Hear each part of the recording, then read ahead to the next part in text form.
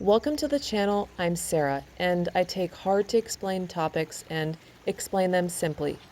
I'd like to tell you a story while we take a walk together in a forest. So put on your hiking boots and why don't you join me for some storytelling?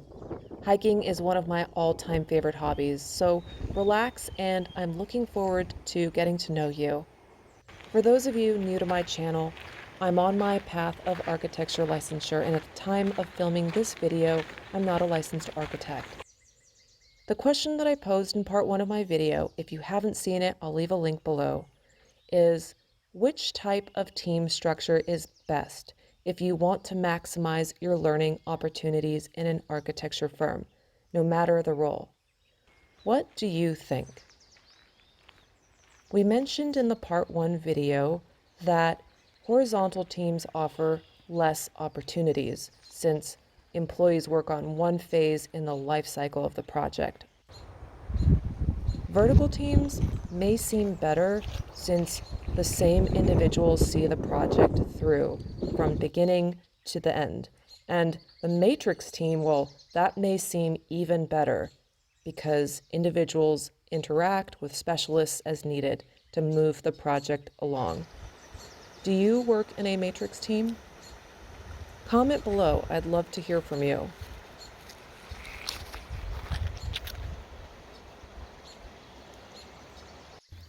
I've worked on a matrix team, and at the time, I thought this was going to be great.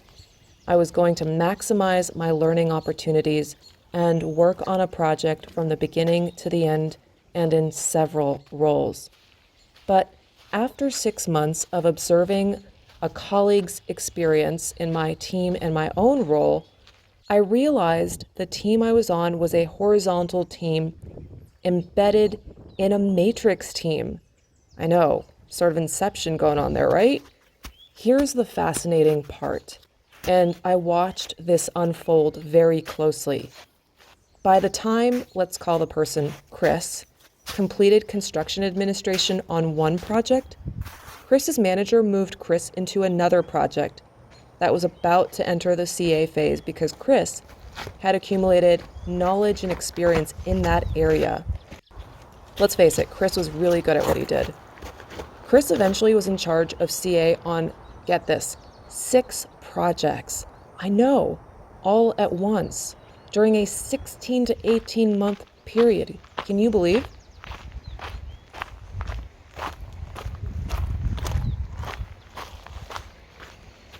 Even though Chris was working in a matrix team, he functioned as a single department for CA, moving from one project to project only doing CA.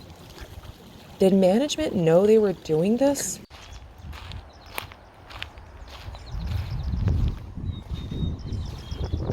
Did they even realize their carefully orchestrated matrix team structure had evolved into another type of team? I don't think so. Management with good intentions were utilizing Chris's skill set where they needed him the most. Chris, by the way, worked 9 years at the firm and had 3 ARE exams left to complete, but kept procrastinating because of his workload and failed in the areas that he lacked experience.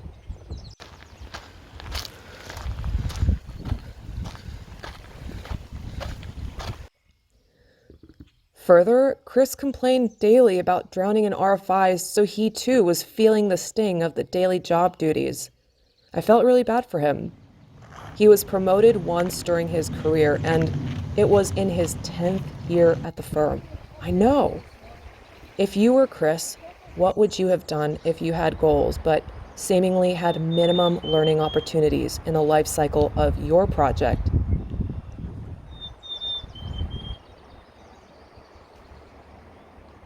Comment below. I'd love to hear your perspective. Would you have talked to someone, your supervisor? Would you have left the firm? Would you even care if you were stuck in the same scenario?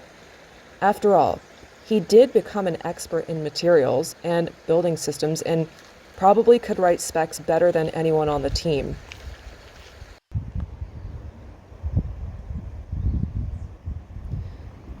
I watched Chris drown day after day.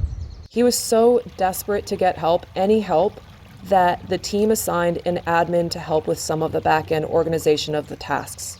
So somebody in management realized that he needed that help. That person eventually didn't have the time, or probably got bored by filing emails.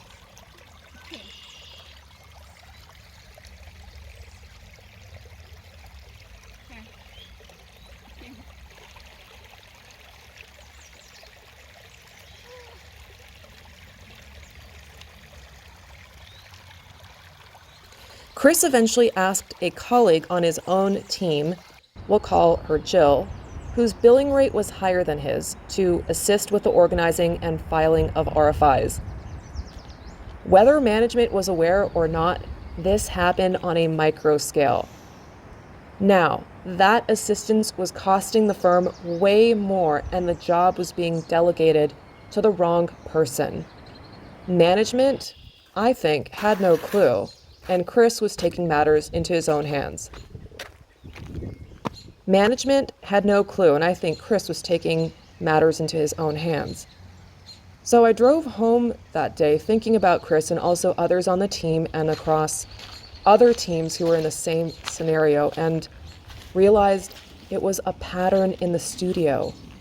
I was reading a book at the time. Have you read this book, On Managing Yourself by Harvard Business Review? If you haven't, it is fabulous. This quote really stuck with me. It says about managers, which means really all of us since we manage our own time, rather than doing what they really need to do to advance the company and their own career, they spin their wheels doing what they presume everyone else wants them to do.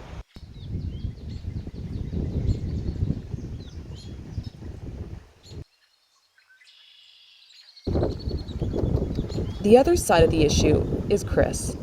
He completed yearly PDPs and discussed his goals with his supervisor, but Chris wasn't following through. He wasn't evaluating on a regular basis how his daily tasks fit into his overall career strategy to become licensed and get experience across the project lifecycle.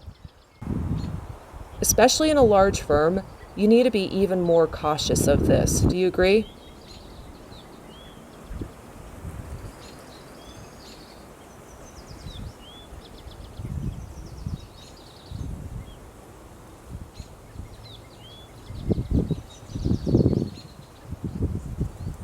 The book further summarizes the next point really well from Frederick Herzberg, who states, "The powerful motivator in our lives isn't money. It's the opportunity to learn, to grow in responsibilities, to contribute to others and be recognized for achievements." Amen. A team is just a tool, and management, no matter how good their intentions are, they have their own metrics. You need to understand what's important to management. What metrics are they evaluating, not just profit? Do you agree? As the book goes on to summarize in the experience of a former employee named Jessica, who was stuck in her role on her team and voted second from the bottom in her field, she changed her strategy and implemented 4 steps.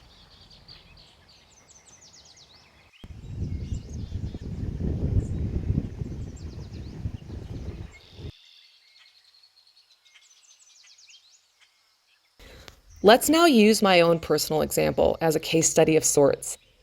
6 months in, having worked on one task and seeing that I was not getting anywhere in broadening my experience in the field, I decided to do something about it. I created a 1-page document with 3 high-level bullet points. The first bullet point was my research goals in the firm, with specific 6-month milestones I could use to measure progress. The second bullet point was my team or studio goals, what I wanted to accomplish and how I wanted to add value to my studio and team. And the third bullet point, well, that was my career goals, what AXP hours I wanted to accomplish, in what areas. And you know what? I even took a snippet of the AXP report from the NCARB website and included that in my report as an image. What happened next was amazing.